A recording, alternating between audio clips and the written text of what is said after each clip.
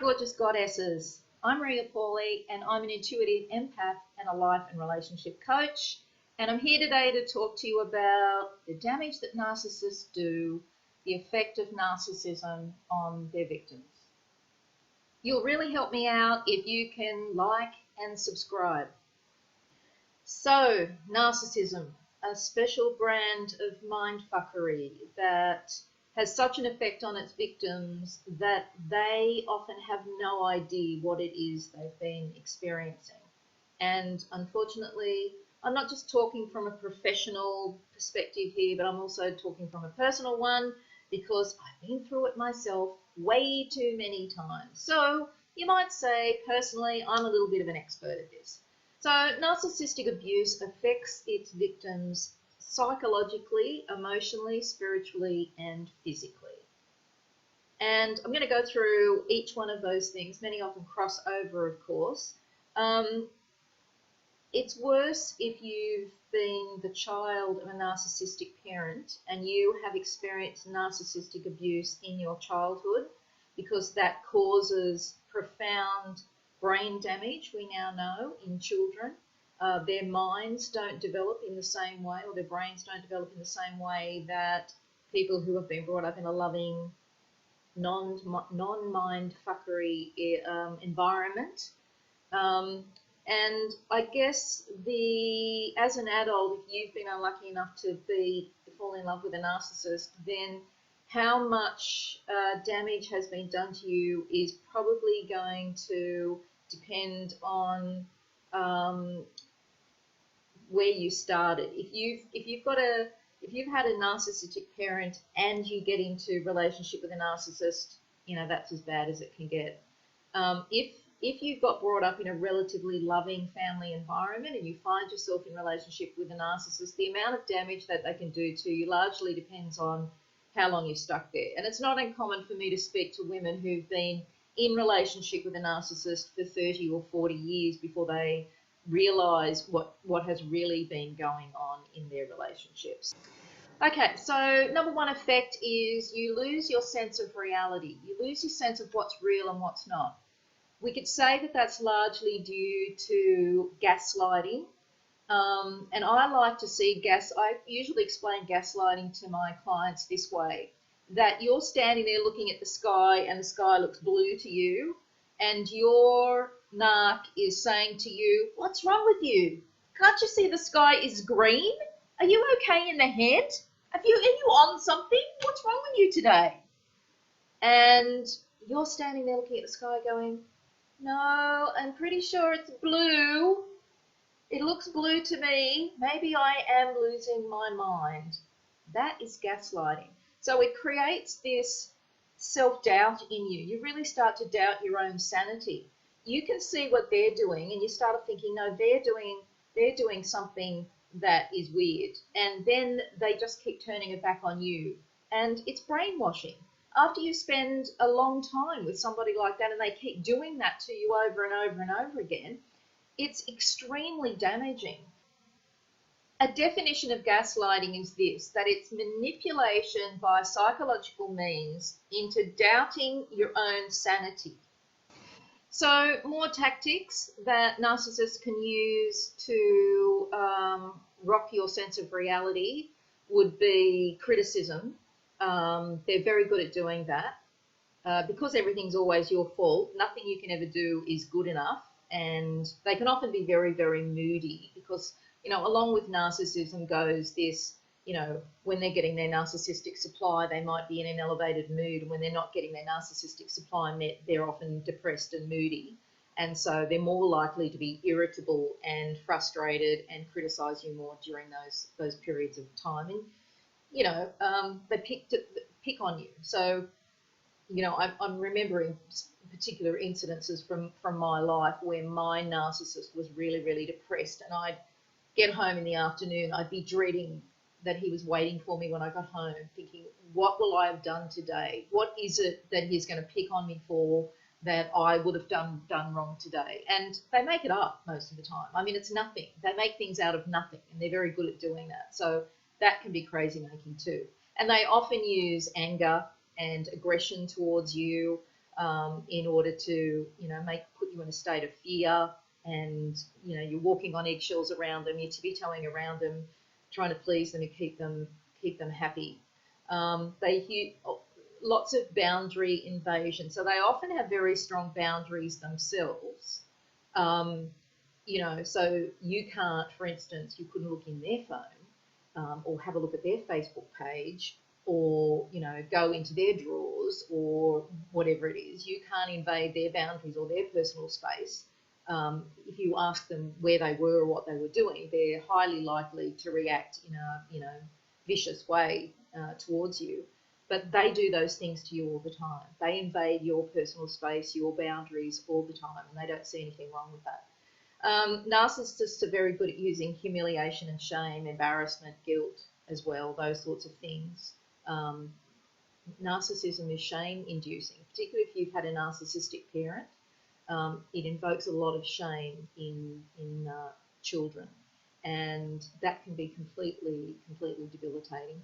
And, there's the other things they do, like scapegoating. So, they'll have particularly a parent, a narcissistic parent, will have a golden child and a scapegoat child. We sometimes call that the black sheep child. And you can see as a child that you're being treated completely differently than your sibling. Maybe you've both done something naughty and you're the only one that gets the blame. That's really crazy making too. That rocks your sense of self and your sense of the world when you can see that you are constantly being unfairly treated or treated differently than your brothers and sisters, for instance. Crazy making. That's that playing favourite things that parents do. And narcissistic parents very commonly throw the scapegoat child or the black sheep child under the bus. That's how I like to think about it. They're more than willing to sacrifice the scapegoat child to support the golden child. And if you're the scapegoat or the black sheep, then that's extremely damaging. Number 2 on my list of really damaging things if you're the victim of narcissistic abuse is this relationship to love and hate. There's possibly nothing worse than someone loving you 1 minute and hating you the next. And when they hate you, when you've done something wrong, you've not pleased them, they're acting out against you, it seems that they forget that they actually love you at all.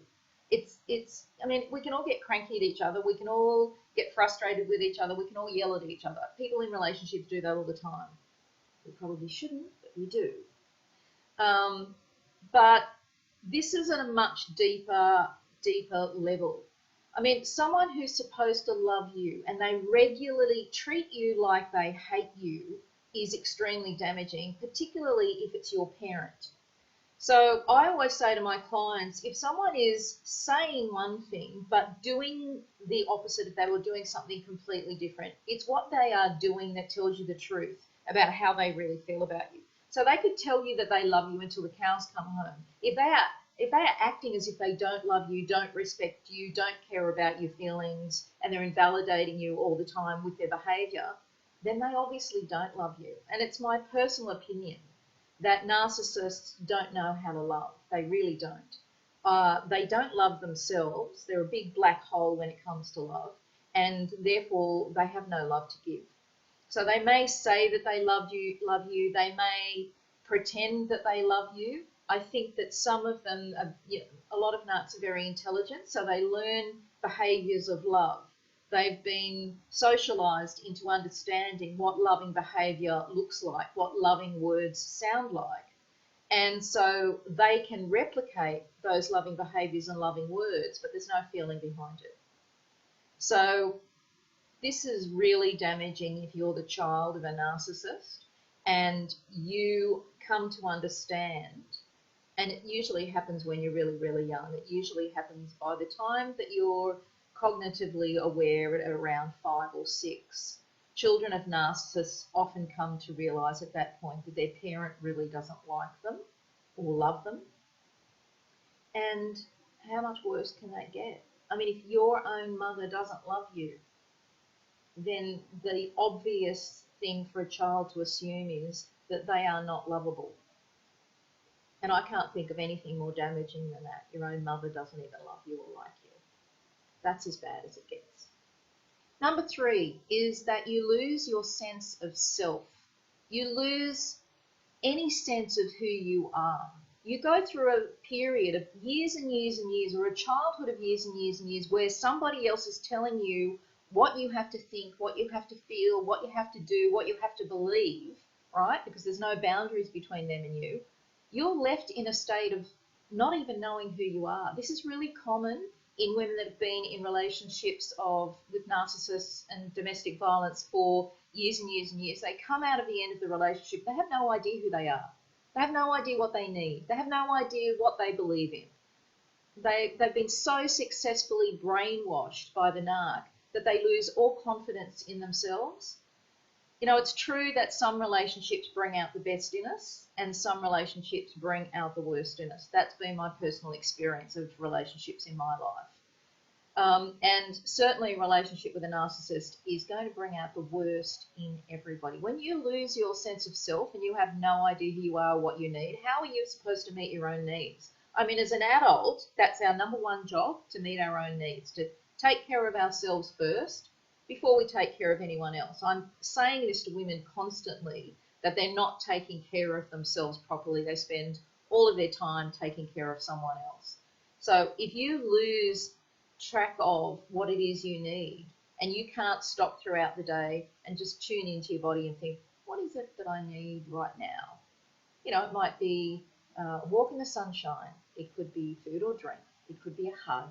It could be to have a rest. I mean, it's simple things that I'm talking about here as well as big things. And so that's really important to us as human beings, to have that internal guidance system and to be really in touch with that. That's us being in touch with our soul. So, yeah, losing your sense of self, pretty bad, pretty damaging. Number 4, particularly for women, is you become a people pleaser and approval seeker. Now, women are, this is an issue for women, for lots and lots of women, even women who haven't been in narcissistic relationships, because psychology has found that women rate more highly on at the agreeableness scale when they do personality tests. Women are naturally more agreeable and men less agreeable. So and because women are trained and we're socialised to become nurturers and to look after everybody else, people pleasing is a real issue. But if you've been with a narc and you're walking on eggshells around this moody person who's always criticising you and gaslighting you and brainwashing you and you know making you crazy, then that effect of people pleasing is going to get even worse. So when you come out of the relationship, why it's so damaging is when you come out of the relationship with an narc, it takes a long time to reprogram that. You'll probably find that it's your natural response all the time to try and please other people instead of pleasing yourself first. Now, if you're the child of a narcissist, either a mother or father, then it's highly likely that you've been intensely trained in people-pleasing 101 because you would have been given the job to take care of that narcissist's emotions even at a very young age. It's really common for narcissistic parents to expect their 3 and 4 year olds to take care of the adults' emotions, to do the housework, to fetch and carry, to do all sorts of things that they shouldn't be doing. So the thing about narcissists is you can never get their approval. So you're constantly in this cycle of trying to win their approval and not being able to get it. And what we know from psychology is that the most powerful reinforcer of behaviour is intermittent reinforcement. So if you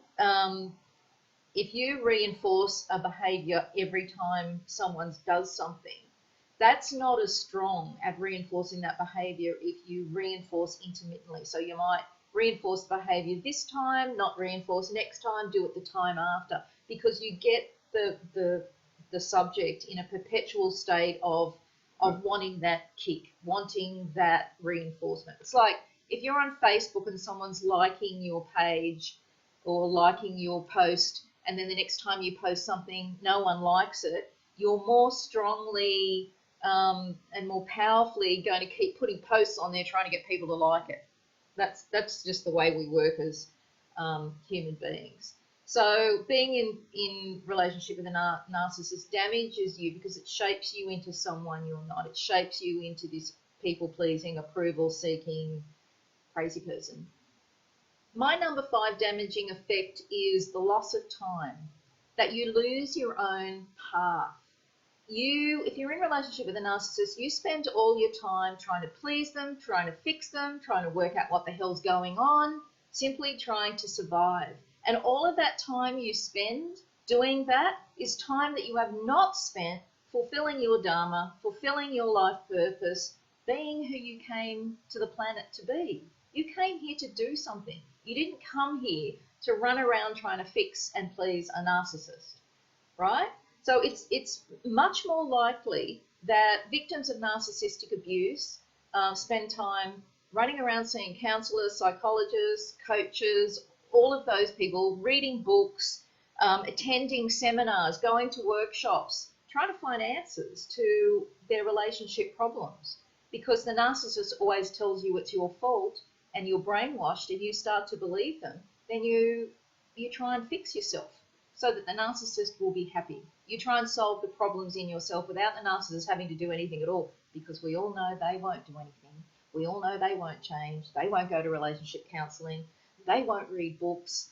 They wouldn't go to a anger workshop to try and get in control of their anger, because their anger is justified. You caused it because it's all your fault.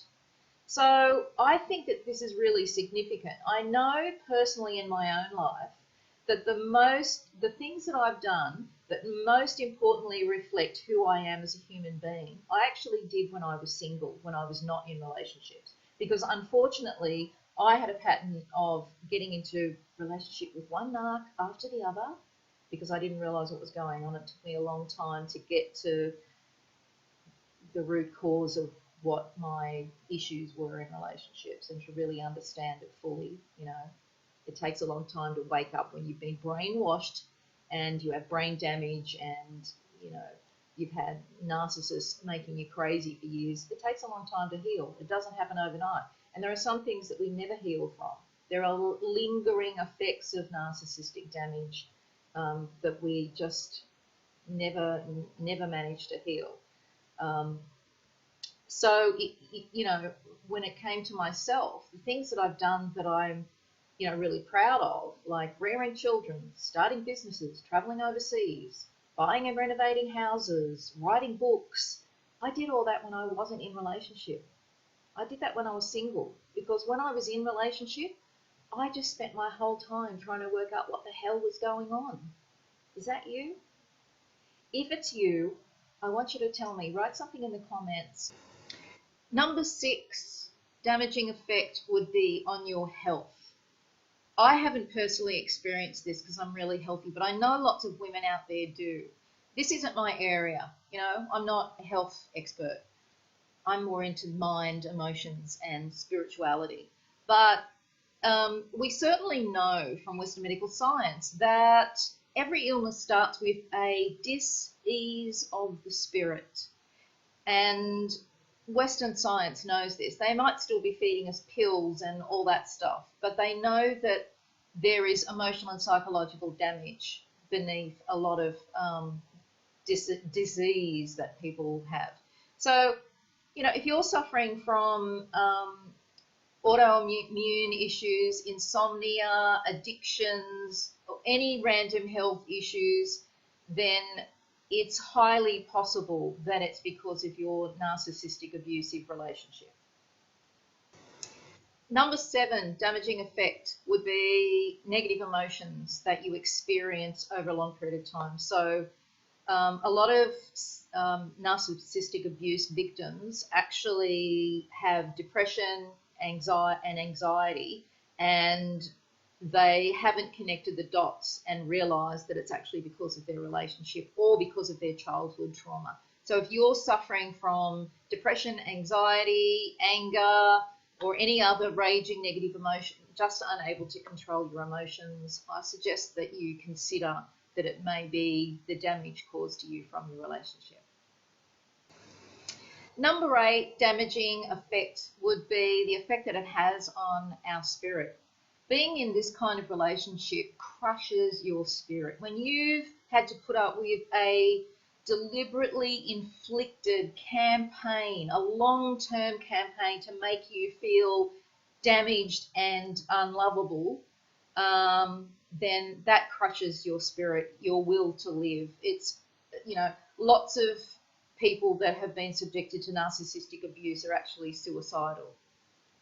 They've lost their will to live. They have a sense of hopelessness. Don't let that happen to you. Narcissists take advantage of your empathy and your capacity for forgiveness and your goodness. They like to be in relationship with people like that. So that's probably you if you're listening to this. If it is you and you are listening to this, leave a comment for me. I'd like to hear about it. Number 9, damaging effect, and this is specifically for children that have suffered narcissistic abuse from parents, is brain damage. We know now that the brains of children who've put up with that kind of abuse don't develop in a healthy way, and they actually have brain damage. Remember, the frontal lobes of your brain are starved of oxygen. If you are experiencing any of the what Pete Walker calls in his CPTSD book the 4 Fs, that's flight, fight, freeze, or fawn. Okay, and so that's what happens to us when we're terrified and we're frightened. And so when you go through that state, all the blood rushes from your frontal cortex at the back to the hindbrain at the back, and we act instinctively, automatically. So children that have come from these kind of environments are running on adrenaline and cortisol all the time. They're running on stress hormones and stress chemicals. Their frontal lobes are starved of oxygen, and it has an effect on their brain that is, a lifelong effect. I mean, brains can rewire themselves, and we know now brains are neuroplastic, so that they can grow new brain cells and they can change, but it doesn't happen on its own. You have to do something very specific to work on healing your brain and healing your mind and emotions for that to happen. As I said before, there is some damage that is done because of narcissistic abuse that never heals. I have personally still got things that I've just never been able to heal. Let me see if I can think of a couple of them. One of them is that I'm a chronic apologizer. So I am very aware that I apologise automatically. If someone bumps into me in the supermarket and it's their fault, I apologise to them. I can't help myself. And I've tried to stop it. I'm really, really mindful. I've been reprogramming my own mind with NLP and hypnotherapy, since I started practicing using those things and I first learned them. And I've still been unable to change that. The other chronic effect that I have personally is that I am I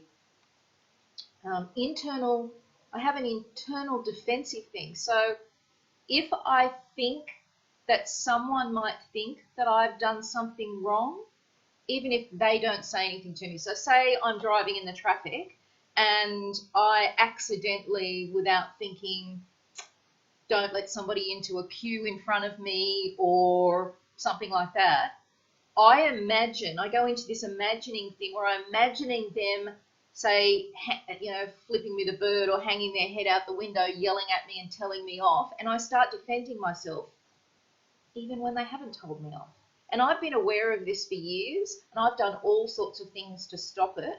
I don't actually act out of that defensiveness. I don't speak out of that defensiveness, but it happens inside my mind. And it's just a lingering effect of the way my mind was hardwired as a child that I am not being able to heal as yet.